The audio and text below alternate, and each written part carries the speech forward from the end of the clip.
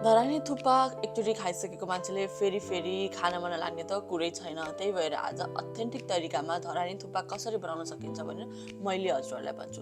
चना र केराउ छुट्टै पकाएर, झोल छुट्टै पकाएर खासमा धरानमा थुक्पालाई सर्भ गरिन्छ। तर आज म त्यही ह्याकलाई हामीले कसरी युज गर्न सक्छौँ र एकदम नै सजिलोसँग उही टेस्टमा धरानी थुक्पा कसरी बनाउन सक्छौँ भनेर मजाले डिस्क्राइब गर्छु। भिडियो पनि जम्मा 2 मिनटको छ। फुल भिडियो हेर्नु होला। लाइक, कमेन्ट, सेयर र सब्सक्राइब गर्न चाहिँ नभुल्नुहोस् है त। आउनुहोस् सँगै मिलेर हजुर र म धरानी थुक्पा बनाऊ। 1-2वटा हजुरले गर्नुहुने मिस्टेक्स पनि म औँलाउने नै छु। सबैभन्दा पहिले तेल राख्छौँ। अनि तेल राखिसकेपछि अब जिरा, हजुर कसरी सब्जी बनाउनुहुन्छ त्यसैसँग हामीले पियाज, लसुनलाई मजाले पकाउँछौँ। तर योभन्दा अगाडि हजुरले चना, मटर र आलुलाई चाहिँ पकाइसक्नु परेको हुन्छ। नर्मल्ली के हुन्छ भने मान्छेहरूले प्रेसर कुकरमै सबै कुरामा सिटी लगाउनुहुन्छ। तर प्रेसर कुकरमा सबै थोक गरेर यसरी चना, मटर काँचै, आलु पनि काँचै राखेर सिटी लगाउनु भयो भने सबै फ्यात्त हुन्छ र त्यसको चाहिँ जुन अथेन्टिक एउटा तिखो टेस्ट आउनुपर्ने हो नि धरानी थुक्पाको, त्यो टेस्ट चाहिँ आउँदैन।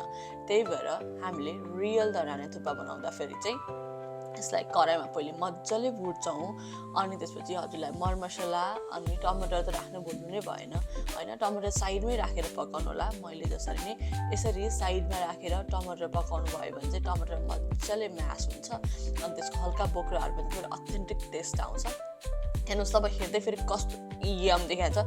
यही त हो नि धरानी थुक्पाको माथिबाट टपिङ हुने होइन। अब यो उम्लेको पानी है हाम्रो, मैले काँचो एकदमै चिसो पानी होइन, उम्लिरहेको पानीलाई हाल्ने। उम्लिरहेको पानी हालिसकेपछि ठ्याक्क उही टेस्टको हाम्रो धरानी थुक्पा रेडी हुन्छ।